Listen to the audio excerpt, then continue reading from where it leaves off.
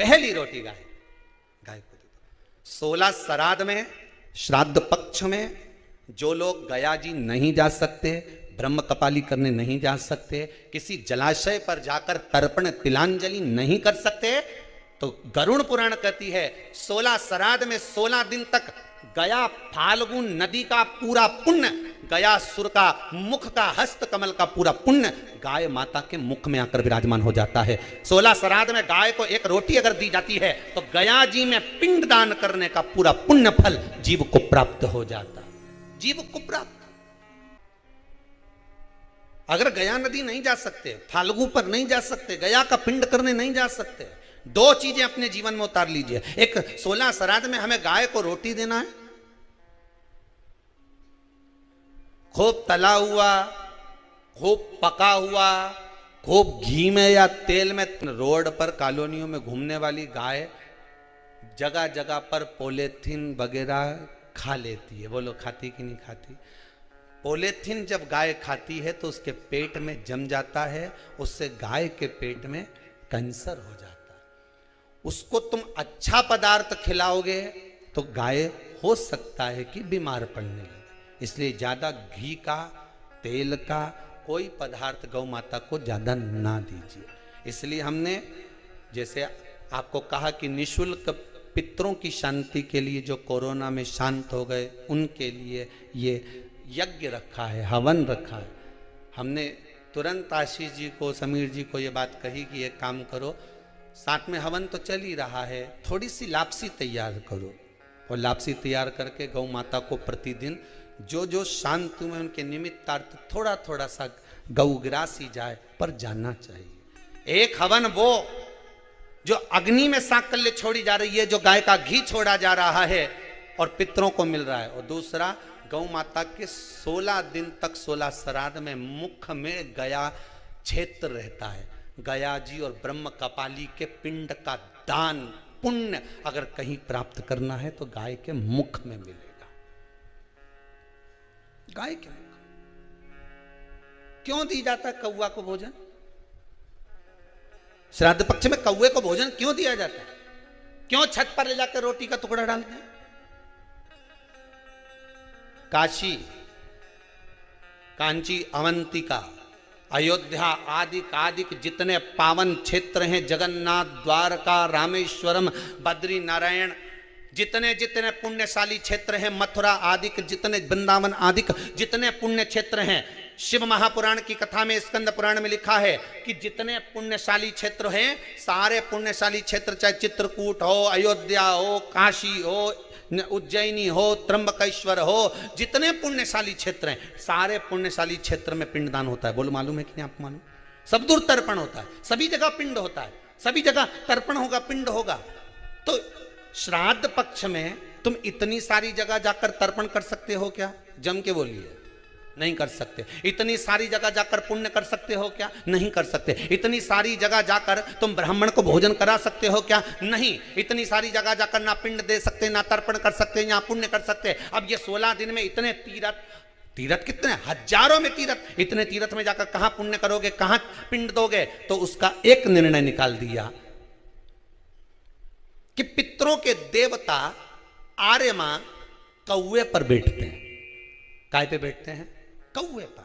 तो एक काम करो, जब हम पितरों के देवता आर्यमा कौवे पर बैठकर पितृलोक से 16 दिन जब भ्रमण के लिए निकलते हैं तो घूमते हैं, तो क्यों ना एक काम करें कि कौवे के लिए भोजन छत पे डाल दें।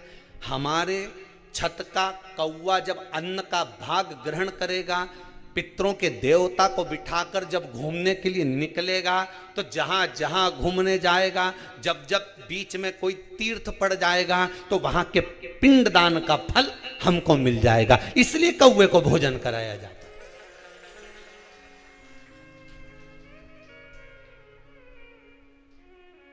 कौवे को भोजन कराने का कारण ही यही है। मायके में भाई, मायके में भाभी, मायके के लोग अगर आपके माँ बाप का श्राद्ध नहीं करते हैं तो बेटी भी अपने माता पिता का श्राद्ध कर सकती है। उसने भी दूध पिया है अपने माता पिता का, पर वो श्राद्ध का भोजन कौन कराएगा? बेटी का पुत्र हो, बेटी की पुत्री हो, वो कराए, और नाम वो नाना नानी का ले ले करे। अगर वो नहीं कर रहे हैं, वो नहीं संभालते, वो नहीं जानते, तो आप करो, तो करे। दो भाग होते हैं। जब एक रोटी गाय के मुख में दी जाती है, गाय के मुख में जब हम रोटी देते हैं, एक रोटी जब देते हैं, या तो गाय के मुख में 16 श्राद्ध में जब रोटी देते हैं तो रोटी को बीच में से तोड़कर, रोटी का जो भाग होता है उसको, मतलब ऊपर से फुलका का परत नहीं निकालना है। रोटी जो सीधी सीधी है ना, जैसे ये रोटी है तो इसको बीच में से तोड़ लिया, दो भाग विभाजित कर लिया, नीचे वाले भाग में भी थोड़ा सा गुड़ शक्कर रख लिया, ऊपर वाले भाग में भी गुड़ शक्कर रख लिया, एक के ऊपर एक रोटी को रख लिया, वो गाय को दी।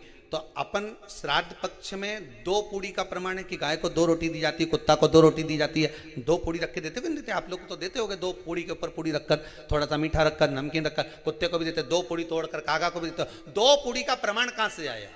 2 भाग रोटी के टुकड़े का प्रमाण कहां से आया? श्राद्ध पक्ष में ही ऐसा क्यों किया जाता है? बाकी के समय पर तो कोई ऐसा 2 पूड़ी का प्रमाण ही नहीं, पर श्राद्ध पक्ष में ये क्यों कहा जाता है कि पूड़ी के ऊपर पूड़ी रख दे, उसमें मीठा रख दे, खीर शक्कर रख दे, गाय को दिया, कुत्ते को दिया, कागा को दिया, ऐसे क्यों कहा जाता है?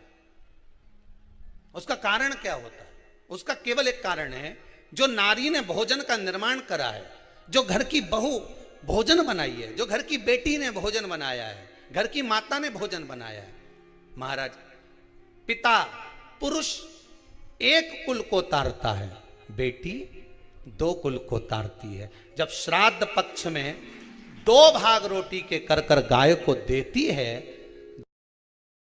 तो 1 भाग तो उसके ससुराल वालों को मिलता है।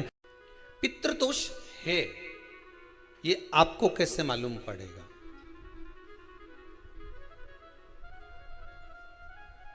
पितृ भूखे हैं, इसका तो वर्णन हमने पहले कर दिया कि रात्रि को जब आप सोने के बाद में 1-1.5 घंटे बाद अगर आपकी नींद खुल जाए, 1 घंटा 1.5 घंटा आप सो लिए, उसके बाद जो नींद खुली तो 1-1.5 घंटे तक अगर आपको नींद नहीं आ रही है, रात्रि को सोने के बाद में 1 घंटे बाद जब उठे तो आपको प्यास लग गई, भूख लगने लगी, प्यास लगने लगी कि मेरे को पानी पीना पड़ेगा, घबराहट हो रही, पानी पीना पड़ेगा। 1-1.5 घंटे सोने के बाद अचानक नींद खुले और आपको प्यास लगे, समझ लेना आपके पितृ भूखे हैं और प्यास है।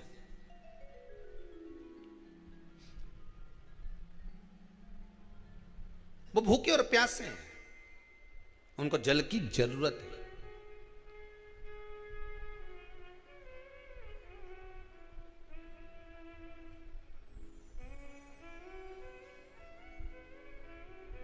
किसी भी नदी में, सरोवर में, कुंड में, बावड़ी में, तालाब में, आप तीर्थ में जाकर जब स्नान करते हैं तो स्नान करने के बाद एक काम का नियम बना लो कि अपने हाथ की अंजलि में जल लेकर अपने पूर्वजों को देना है।